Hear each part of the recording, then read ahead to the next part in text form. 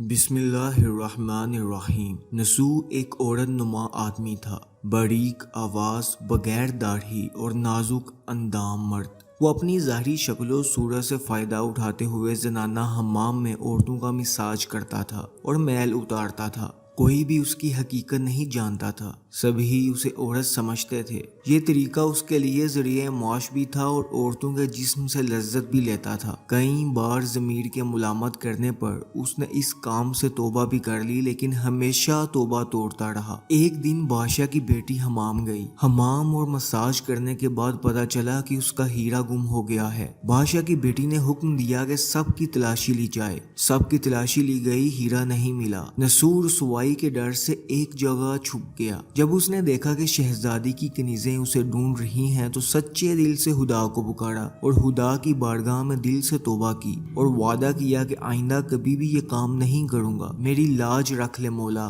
دعا مانگ ہی رہا تھا کہ اچانک باہر سے آواز سنائی دی کہ نسو کو چھوڑ دو، ہیرا مل گیا ہے۔ نسو نم آنکھوں سے شہزادی سے رخصت لے کر گھر آ گیا۔ نسو نے قدرت کا کرشمہ دیکھ لیا تھا اور ہمیشہ ہمیشہ کے لیے اس کام سے توبہ کر لی۔ کئی دنوں سے حمام نہ جانے پر ایک دن شہزادی نے بلاوا بھیجا کہ حمام آ کر میرا مساج کریں، لیکن نسو نے بہانہ بنایا کہ میرے ہاتھ میں درد ہے، میں مساج نہیں کر سکتا۔ نسو نے دیکھا کہ اس شہر میں رہنا اس کے لیے مناسب نہیں ہے۔ سبھی عورتیں اس کو چاہتی ہیں اور اس کے ہاتھ سے مساج لینا پسند کرتی ہیں۔ جتنا بھی غلط طریقے سے مال کمایا تھا سب غریبوں میں بانٹ دیا اور شہر سے نکل کر کئی میل دور ایک پہاڑی پر ڈیرا ڈال کر اللہ کی عبادت میں مشغول ہو گیا۔ ایک دن اس کی نظر ایک بھینس پر پڑی جو اس کے قریب گھاس چر رہی تھی۔ اس نے سوچا کہ یہ کسی چرواہے سے بھاگ کر یہاں آ گئی ہے، جب تک اس کا مالک نہ آ جائے تب تک میں اس کی دیکھ بھال کر لیتا ہوں۔ لہٰذا اس کی دیکھ بھال کرنے لگا۔ کچھ دن بعد ایک تجارتی قافلہ راستہ بھول کر ادھر آ گیا جو سارے پیاس کی شدت سے نڈھال تھے۔ انہوں نے نسو سے پانی مانگا۔ نسو نے سب کو بھینس کا دودھ پلایا اور سب کو سیراب کر دیا۔ قافلے والوں نے نسو سے شہر جانے کا راستہ پوچھا۔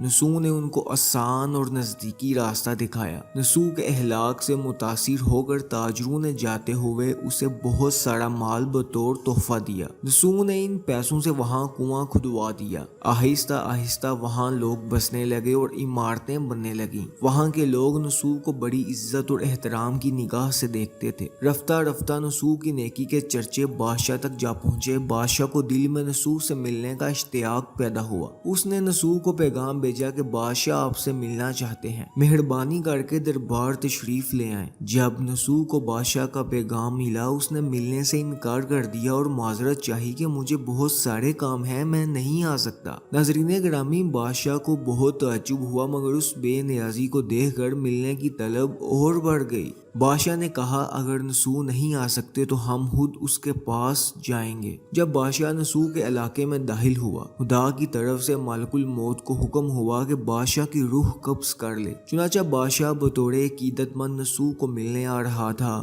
اور رعایا بھی نسو کی خوبیوں کی گرویدہ تھی، اس لیے نسو کو بادشاہ کے تخت پر بٹھا دیا گیا۔ نسو نے اپنے ملک میں عدل اور انصاف کا نظام قائم کیا۔ وہی شہزادی جسے عورت کا بیس بدل کر ہاتھ لگاتے ہوئے بھی ڈرتا تھا، اس شہزادی سے نسو نے شادی کر لی۔ ایک دن نسو دربار میں بیٹھا لوگوں کی داد رسی کر رہا تھا کہ ایک شخص وارد ہوا اور کہنے لگا کہ کچھ سال پہلے میری بھینس گم ہو گئی تھی، بہت ڈھونڈا مگر نہیں ملی، برائے مہربانی میری مدد فرمائیں۔ نسو نے کہا کہ تمہاری بھینس میرے پاس ہے، آج جو کچھ میرے پاس ہے وہ تمہاری بھینس کی وجہ سے ہے۔ نسو نے حکم دیا کہ اس کے سارے مال و دولت کا آدھا حصہ بھینس کے مالک کو دیا جائے۔ وہ شخص خدا کے حکم سے کہنے لگا اے نسو جان لو، نہ میں انسان ہوں اور نہ ہی وہ جانور بھینس ہے، بلکہ ہم دو فرشتے ہیں، تمہارے امتحان کے لیے آئے تھے۔ یہ سارا مال اور دولت تمہارے سچے دل سے توبہ کرنے کا نتیجہ ہے، یہ سب کچھ تمہیں مبارک ہو۔